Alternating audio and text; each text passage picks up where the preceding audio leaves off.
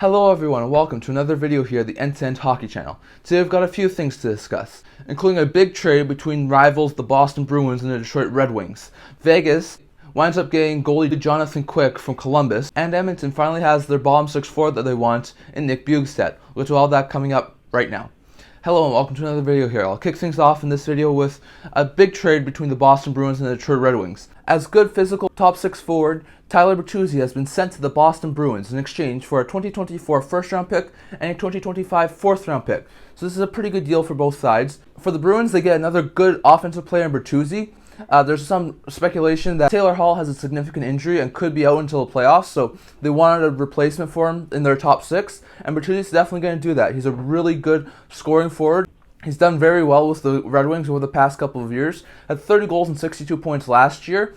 This year hasn't done as well. He's been injured a lot, and he only has 4 goals and 14 points in 29 games. But I think in the Bruins' middle six, he should definitely do amazing. This Boston team is now stacked for their playoff run, and I expect them to do really good. Bertuzzi's a really good middle six forward who can definitely score. So I like this addition for Boston.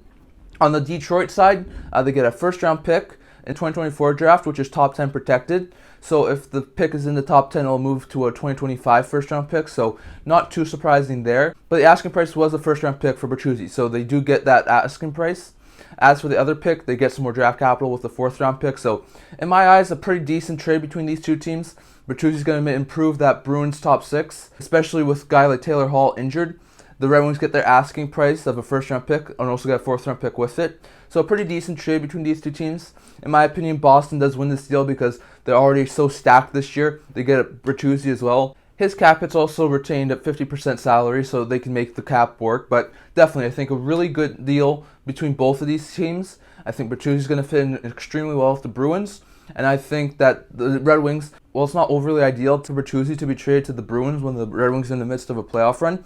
Getting a first-round pick for Bertuzzi, who was a pending unrestricted free agent, is a great move by the Red Wings. And I could see the Red Wings maybe flip this first-round pick to try and get something for the future, but definitely going to be interesting to see where Detroit goes after this. But Bertuzzi's off to Boston. I think Boston does win this deal because they get the better player, but I think Detroit's done really well by getting a first round pick for Bertuzzi, who's probably not going to sign with the team. So pretty good move for the Red Wings and the Bruins.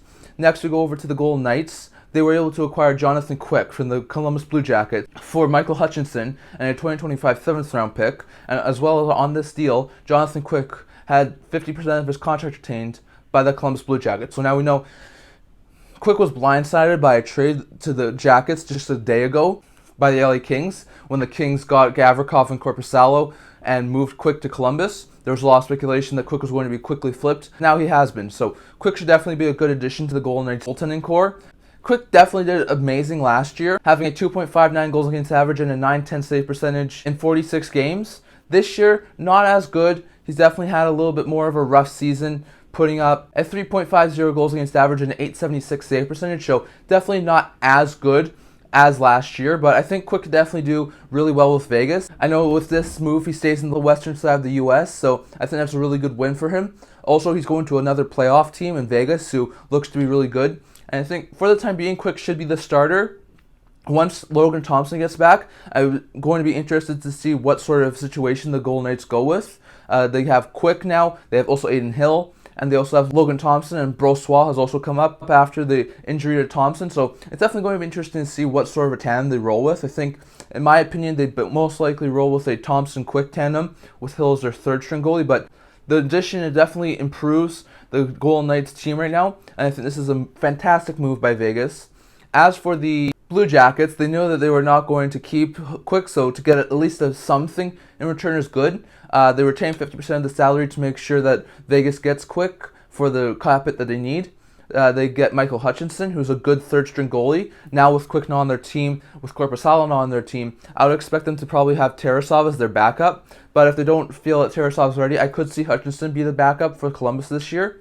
You also have a good 7th round pick in 2025 that gives them some more draft capital. So, in my opinion, Quick gets to stay in the Western Conference on a playoff team with Vegas. Vegas gets some more depth on the goaltending side with 3 goalies now. So, a pretty good move for both Quick and Vegas. Meanwhile, Columbus gets to shed another contract that's in the final year of their deal. They get a good third stringer in Hutchinson back and a 7th round draft pick. So, pretty good deal for both sides. And lastly, with the Edmonton Oilers, They get Nick Bjugstad from the Arizona Coyotes, as well as Cam Dineen in exchange for Michael Kesselring and a 2023 third-round pick. So this is a pretty good deal for both sides. The Oilers have been rumored to be interested in Bjugstad for a while now and looking at acquiring a top 6 forward. Another part of this deal I forgot to mention is that the Arizona Coyotes retain 50% of Bjugstad's contract. So instead of a $900,000 cap hit, it is a $450,000 cap hit. So pretty good deal for the Oilers to get Bjugstad at that sort of a cap hit. He should definitely fit in well on the fourth line for Edmonton, be a good penalty killing forward. He had 13 points in 57 games last year, but has had 23 points in 59 games this year with Arizona. So he's played a little bit more of a top 9 role this year with Arizona, but he's definitely done fantastic. So I would expect him to continue to do really well with Edmonton and continue to help them in the bottom 6 and on the penalty kill and be a really good player for Edmonton. They also got Cam Dineen. He had some NHL experience last year, having 7 assists in 34 NHL games, also had 19 points in 21 AHL games.